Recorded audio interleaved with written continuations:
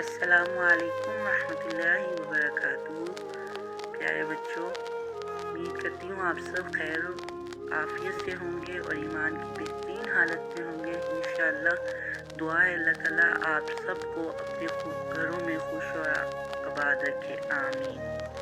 پیارے بچوں، آج ہم جس واقعے کے بارے میں پڑھیں گے وہ واقعہ ہے حضرت نوح علیہ السلام کا واقعہ۔ پیارے بچوں، حضرت نوح علیہ السلام اللہ تعالیٰ کے پیغمبر تھے اور ان کی جو قوم تھی وہ بہت نافرمان تھی۔ انہوں نے ان کو سمجھایا کہ انسان کو اللہ نے اس کی تسبیح اور عبادت کے لیے پیدا کیا ہے۔ پھر حضرت نوح علیہ السلام نے انہیں اللہ کی وحدانیت کے بارے میں بتایا۔ وحدانیت سے مراد کہ اللہ تعالیٰ ایک ہے، اللہ تعالیٰ کے سوا کوئی معبود نہیں۔ حضرت نوح علیہ السلام نے ہر طریقے سے اس نافرمان قوم کو سمجھایا کہ شیطان نے انہیں بتوں کی پوجا کرنے کے لیے گمراہ کیا ہے، اور اگر وہ اپنی ایسے ہی بت پرستی جاری رکھیں گے تو اللہ کی طرف سے سخت عذاب سے بھی خبردار۔ لیکن اس نافرمان قوم نے آپ کی بات نہ مانی۔ پیارے بچوں، چونکہ وہ لوگ بتوں کی پوجا کرتے تھے اور وہ اپنی روش سے باز نہیں آئے اور انہوں نے نافرمانی کی، لیکن افسوس کی یہ بات تھی کہ زیادہ تر لوگ جو تھے وہ حضرت نوح علیہ السلام کی انہوں نے بات بالکل نہیں سنی اور اپنے غلط کاموں کو جاری رکھا۔ یہ دیکھ کر حضرت نوح علیہ السلام نے اللہ سے ہدایت اور حفاظت کی دعا کی کہ اللہ تعالیٰ ان کو ہدایت دے دے۔ ان کی دعا کے جواب میں، یعنی حضرت نوح علیہ السلام کی دعا کے جواب میں اللہ تعالیٰ نے انہیں ایک کشتی بنانے کا حکم دیا۔ اللہ تعالیٰ نے حضرت نوح علیہ السلام کو بتایا کہ زمین کو شر سے پاک کرنے اور ان پر ایمان لانے والوں کو ایک نئی شروعات کرنے کے لیے ایک بڑا سیلاب آنے والا ہے۔ یہ اس وجہ سے ہوا کہ جب حضرت نوح علیہ السلام کی ان کی قوم نے مسلسل نافرمانی کی، ان کی کوئی بات نہ مانی، اللہ تعالیٰ نے وہ ایسی نافرمان قوم پر سیلاب کی صورت میں ان پر عذاب نازل فرمایا۔ جب حضرت نوح علیہ السلام کو کشتی بنانے کا حکم ہوا تو حضرت نوح علیہ السلام نے اپنے اہل خانہ کی مدد سے اور ان لوگوں کی مدد سے جو حضرت نوح علیہ السلام پر ایمان لائے تھے اور ایمان والے تھے، ان کی مدد سے کشتی کی تعمیر شروع کی۔ اللہ تعالیٰ کے حکم پر عمل کرتے ہوئے دن رات اس پر کام کرتے رہے۔ جب کشتی تیار ہو گئی تو اللہ تعالیٰ نے حضرت نوح علیہ السلام کو حکم دیا کہ ہر جانور میں سے 2، ایک نر اور ایک مادہ، اور اپنے خاندان کے افراد کو جمع کریں، یعنی جو ایمان لائے تھے اور جو ان کے خاندان میں سے لوگ ایمان لائے تھے ان کو کہا کہ وہ ان کو جمع کریں اور وہ کشتی پر سوار ہو جائیں۔ ان میں سے ان کا ایک بیٹا کنعان بھی تھا جو ایمان نہیں لایا تھا۔ ان کا بیٹا کنعان جو ایمان نہیں لایا، اور حضرت نوح علیہ السلام نے اس کو بھی دعوت دی کہ ایمان لے، لیکن اس نے کہا کہ جب وہ سیلاب آیا اور اس کے عذاب کی بھی اسے خبردار کیا تو اس نے کہا میں تو ٹیلے پر چڑھ جاؤں گا، لیکن جب سیلاب آیا اور اللہ کی طرف سے یہ پانی اور بارش کا عذاب ہوا تو سب بہہ گئے۔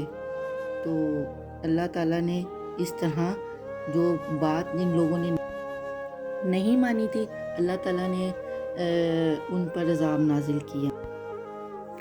اب حضرت نوح علیہ السلام جب کشتی تعمیر ہو گئی تو حضرت نوح علیہ السلام، ان کے اہل خانہ جو ایمان لائے تھے، ان کے علاوہ جو لوگ تھے جو ایمان لائے تھے، اور سب کشتی پر سوار ہو گئے، اور وہ جو جانور کا حکم دیا تھا وہ سب سوار ہو گئے، اور پھر سیلاب کا پانی آیا جس نے پوری زمین کو ڈھانپ لیا۔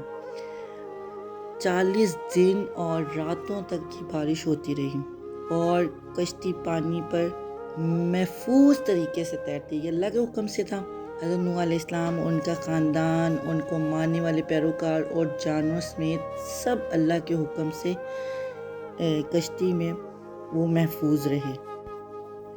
اب وہ جو برے لوگ تھے جو نافرمانی کرتے رہے اور ایمان نہیں لائے آخری وقت تک، تو ان کے ساتھ کیا ہوا کہ برے لوگوں کے پاس تو کوئی سواری نہیں تھی، نہ کوئی جہاز تھا، نہ کوئی کشتی تھی، تو انہیں چھپنے کی کوئی جگہ بھی نہیں ملی، اور اگر مل بھی جاتی تو اللہ تعالیٰ کی طرف سے عذاب انہی لوگوں کے لیے ہوا تھا، اور سارے غرق ہو گئے، اور اللہ تعالیٰ نے ان پر یہ عذاب نازل کیا۔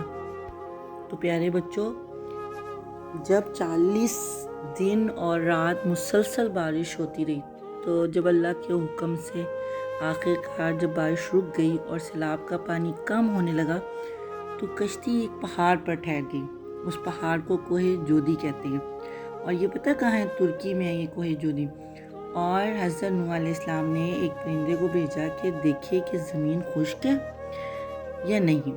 جب پرندہ تازہ پتی لے کر واپس آیا، یعنی خشک پتا لے کر آیا، تو جان گئے کہ اب کشتی چھوڑنے کا وقت ہو گیا ہے۔ جب وہ خشک زمین پر نکلے تو حضرت نوح علیہ السلام نے اللہ تعالیٰ کا شکر ادا کیا کہ اللہ تعالیٰ نے انہیں بچا لیا اور انہیں ایک نئی شروعات دی۔ اللہ تعالیٰ نے حضرت نوح علیہ السلام کو بچا لیا، مسلمان بھی بچ گئے، لیکن وہ چند ہی تھے۔ حضرت نوح علیہ السلام نے جو کہا تھا وہ سچ تھا کہ صرف اللہ کی طرف رجوع کرو اور وہ کرو جو اللہ کو پسند ہے، اور یہی ہماری زندگی کا مقصد ہے بچوں۔ حضرت نوح علیہ السلام کی کہانی ہمیں ایمان، صبر اور اللہ تعالیٰ کی اطاعت کی اہمیت سکھاتی ہے، اور یہاں تک کہ مشکل وقت میں بھی اللہ تعالیٰ کی اطاعت کریں۔ اگر جھکنا ہے تو اللہ کے آگے جھکیں، اگر مدد مانگنی ہے تو صرف اللہ کے آگے، اللہ ہی سے مانگیں۔ تو پیارے بچوں، یہ واقعہ ہمیں یاد دلاتا ہے کہ اللہ تعالیٰ ہمیشہ انہی لوگوں کا خیال رکھتا ہے جو اس پر یقین رکھتے ہیں اور اس کے احکامات پر عمل کرتے ہیں۔